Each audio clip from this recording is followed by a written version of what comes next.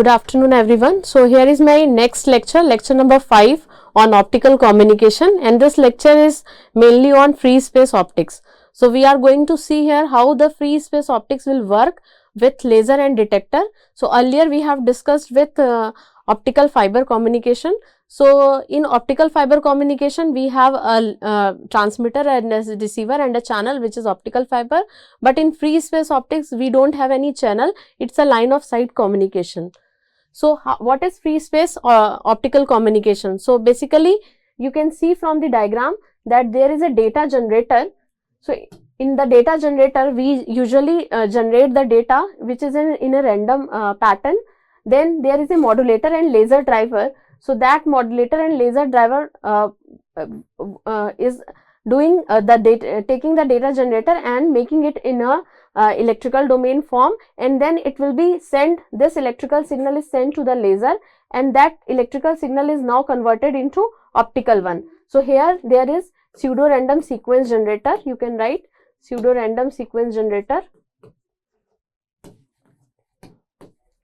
Then we have modulator and laser driver which drives this particular laser and convert the electrical signal obtained here into an optical signal. So through laser what we will do, we are converting electrical signal into optical signal, and then now this optical signal is sent to the detector through free space optic link, which is nothing but a line of sight communication.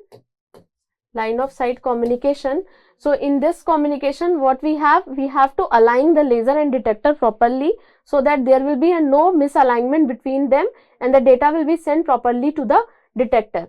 At the receiver end what we have the detector which demodulate again or convert the optical signal into electrical one.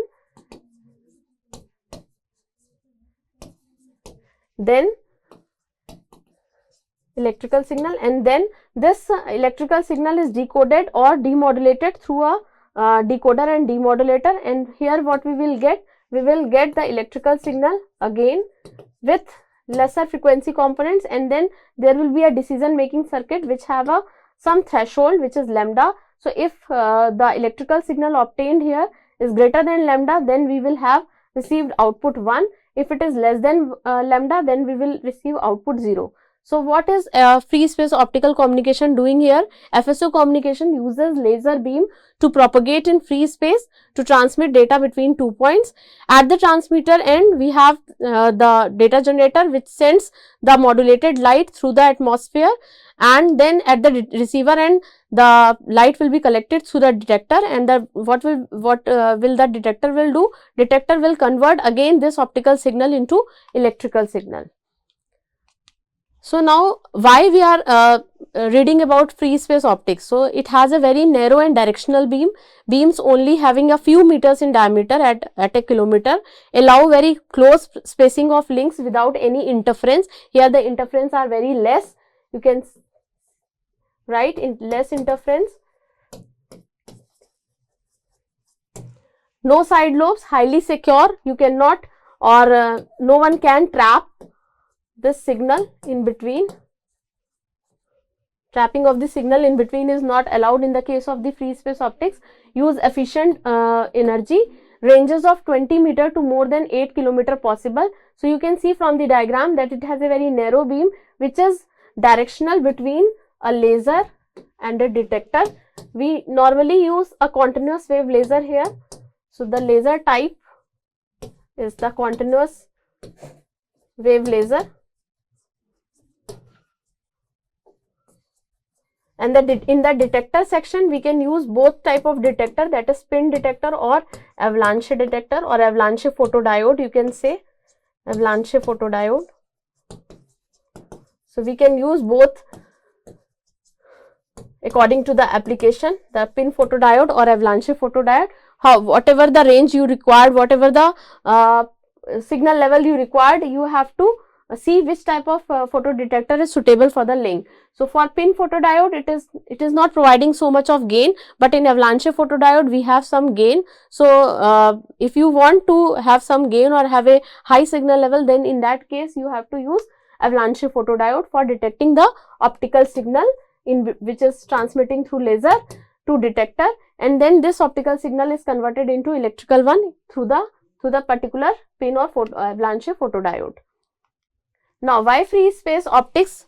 There is another reason, that is deployment behind windows, rapid installation without trenching and permitting, direct connection to the end user, bypasses the building owner, no roof rights and no riser rights. So, here you can deploy the whole system behind the windows easily, and behind the windows it will be work properly. The light will fall on the detector easily from the laser to detector. Only the thing is, we have to maintain the line of sight communication here between the laser and detector. So, here it is the necessary requirement, that is line of sight communication, which is called as LOS. Now, why free space optics? Another reason is there, the FSO value proposition. So, here it is no interference, as we have already discussed that there will be a lesser interference, as we have already read about different type of attenuations in optical fiber. Like, first one is the absorption, then we have scattering, then we have dispersion. So, these kind of normal attenuations which we have discussed in optical fiber, these will not work in this case in free space optics, or you can say these type of attenuation will not hamper this particular link which is based on line of sight communication between the transmitter and the receiver. Easy to install, it can be easily installed behind the windows, through the windows or from the rooftop. No trenching, no permits, fiber like data rates. So, it has the same rate, that is in gigabit per second. So, data rates are very high here, that it will work around gigabits per second. Or as you increase the data rate, obviously there will be a deterioration in the link or the received signal at the detector, but you can say that, or if you want to simulate this particular FSO link on the on any of the software like OptiSim or OptiWave, you can see that it will work till gigabits per second, around 5 to 10 gigabit per second easily. In the megahertz range or megabit per second, it will works very well. And you can obtain the different and analyze the different eye pattern diagrams after the detector, which you can use to calculate the BER, that is bit error rate.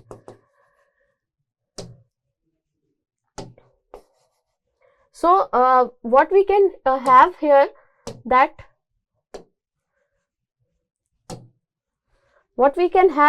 we can easily see that using a optical fiber with a laser and a detector is also a good option. But if you want to transmit data between transmitter to receiver without any optical fiber channel or medium, you can use free space optics. It is similar to microwave radiation, and it is much better as compared to the fiber as a medium, because it has the same data rates, which is similar to fiber data rates, which is in gigabit per second. So, we have a bandwidth of fiber which is same as,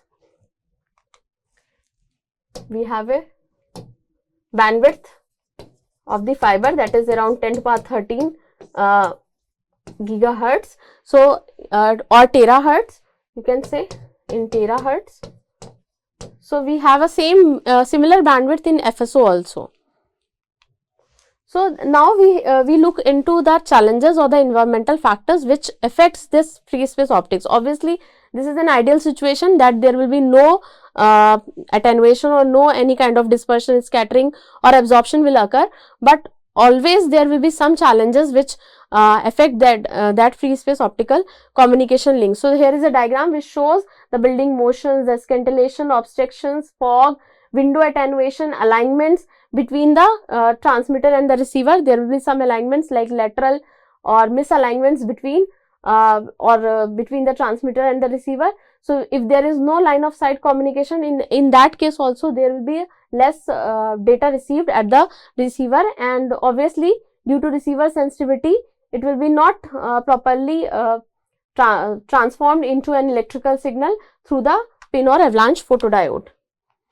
So now we will discuss here different challenges. The first challenge is atmospheric attenuation, which is also called as fog. So obviously the absorption or scattering of optical signals due to airborne particles, primarily fog, but it can also be rain, snow, smoke, dust, etc. It results in complete outage of the signal. So if the FSO wavelength and the fog droplets are close to equal in size, or you can say that if the FSO wavelength or the laser wavelength is similar in size with the dust particles or the fog droplets, then there will be occurrence of Mean scattering, which is similar to in the case of the fiber. So typical FSO system work 2 to 3x faster or the further than the human eye can see. So high availability deployment requires short links that can operate in the fog. So if you increase the link length or the link size, there will be always a deterioration in the output signal. So to overcome that, we have to see the visible situation or the visibility of the environmental factors, that if there is less visibility in the environment, obviously there will be some deterioration or degradation of the signal as compared to the more visibility. So the situation is this, that there is some scattering phenomena will occur if so ever that there will be comparable wavelength size and the fog droplets. So we have to look into this thing properly, so that there will be no outrage of the signal at the receiver side. Next challenge is low clouds, rain, snow and dust. So we have a similar kind of situation in the case of the low clouds, which is very similar to fog, may accompany rain and snow. Rain is basically drop sizes which is larger than fog and wavelength of light, and extremely heavy rain, can't see through it, can take a link down. Water sheeting on the windows also affects the FSO link. Heavy snow may cause ice buildup on the windows, and if it is deployment of the laser behind the windows, obviously the light will be get distorted, or you can say that the light will not properly in the light of sight communication through the detector, it will not properly send to the detector. So this condition is particularly whiteout condition, which is due to the heavy snow. Similarly, the situation will arise when there is sandstorm. So likely only in desert areas, rare in the urban core, there is some storms like in the desert areas, and due to that also this link will not work properly. So we have to see the environmental factors while deploying the free space optics link between the laser and the detector. Next challenge, which is very important challenge, which is called as scintillation. Scintillation is a process of beam spreading and wandering due to propagation through air pockets of varying temperature, density and index of refraction. So it is almost mutually exclusive with the fog attenuation, and it results in increased error rate but not complete outage. So as compared to the absorption, which has a similar kind of wave droplets or the fog droplets or the rain droplets, which are similar to the case of the wavelength of the light. So there will be some Mean scattering. In the case of scintillation, there will be spreading of the beam, and due to different variation in the temperature, index and density, and in this case there is no completely outage of the signal, but obviously the received signal at the receiver is lesser as we expected. So we have to see how these challenges can be mitigated so that we receive a good signal at the receiver. Now this topic is basically window attenuation. So this is also a kind of challenge. Uncoated glass attenuates 4% per surface due to reflection. Tinted or insulated windows can have much greater attenuation. So if you use tinted or a kind of an insulated window, and before back side of the window you are deploying a laser, in that case there will be much chances of the attenuation. Possible to trade high altitude rooftop weather losses versus window attenuation. So we have to see a trade off between so that the continuous wave laser will be deployed at the rooftop, and also there will be no weather loss of the signal due to weather conditions, and versus window attenuation, that is due to tinted or the uncoated glass. So there is a graph between wavelength and dB, that is in loss per dB. So average loss for various older uncoated PPG glass products, that is tinted with clear pane, is given here. So as you increase the wavelength, you will see initially the loss is increased, and then it will be constant for some time, and after that the loss will get dip at a particular window range, that is around 1310 nanometer. Obviously in that range as we have discussed earlier, that is second generation wavelength window, which is 1310 nanometer. In that range there is zero material dispersion. The losses are also not very much high. At 1310 we have very less losses, but as you increase the wavelength again, it increases, the loss will increases sharply, and it will be constant throughout a range between 1600 to 2400 nanometer. So we have to see how we can trade off between these losses due to uncoated glass at an uncoated glass, or the altitude of the particular system where we are fixing the laser and the detector. So now we have different challenges, that is compensating for building motion. There are two methods which can be used for compensation of the building motion. The first one is automatic pointing and tracking. So it allows narrow divergence beam for greater link margin. System is always optimally aligned for maximum link margin. Additional cost and complexity will increase due to this automatic pointing and tracking method. In the second one is the large divergence and field. So in this method we have 0.2 to 1 milliradian divergence and 0.2 to 1 meter spread at 1 kilometer. Beam spread is larger than expected, reduces link margin due to reduced energy density, and it has very low cost, that is around we have additional cost in the case of the automatic pointing and tracking. So in the case of the large divergence and field, it allows very low cost. So in the last diagram it is mentioned that 2 to 10 milliradian divergence. So it has a very high divergence, and 2 to 10 millimeter spread at 1 kilometer. So by these compensating for building motions, we can, these two methods we can easily compensate the challenges which we are facing in the case of the free space optics. So you can say that free space optics is an alternative way to provide a line of sight communication between the transmitter and the receiver. We can send data through free space optics in a simplex way or in a duplex way also. In a duplex way means two-way communication.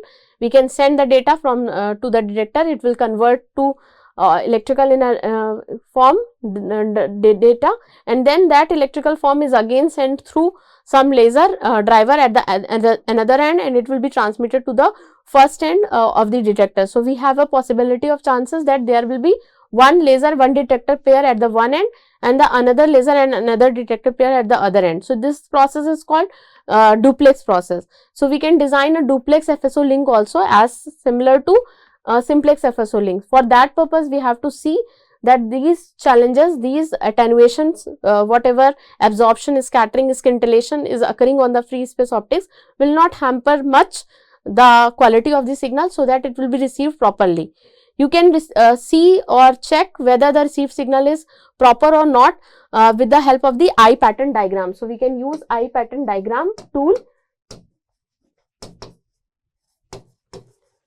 to check the BER, bit error rate, of a particular signal received.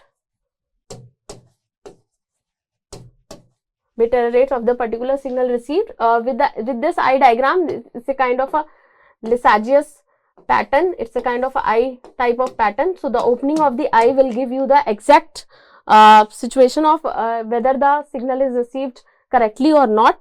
There will be no intermixing or interference between the two symbols. One is decoded as 1 and 0 is decoded as 0 at the output, and in that case only the eye pattern will be much cleaner, and in that case BER, that is bit error rate, that is number of bits in error divided by total number of bits transmitted, is 0. So we have to see or look into these things in our in case of designing of a project of free space optics link, so that there will be no attenuation or deterioration of the signal at the receiver end. So now the next is building motion thermal expansion results from Seattle deployment. 15% of building move more than 4 milliradian, and due to this building motions, obviously there will be a hamper in the line of sight communication. So 5% of building move more than 6 milliradian and 1% of building move more than 10 milliradian. Thank you so much. So this is the last lecture on free space optics in optical communication.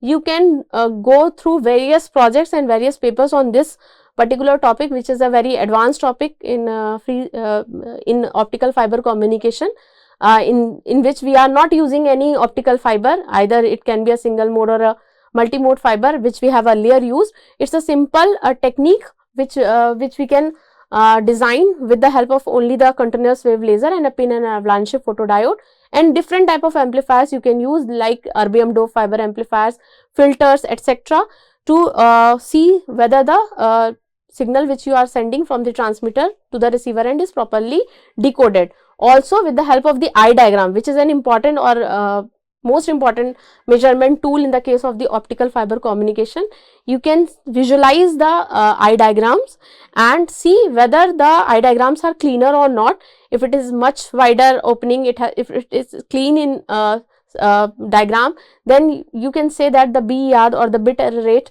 for that particular link is 0. So by this way we can analyze our project of designing a free space optics links between the transmitter and the receiver. Thank you so much.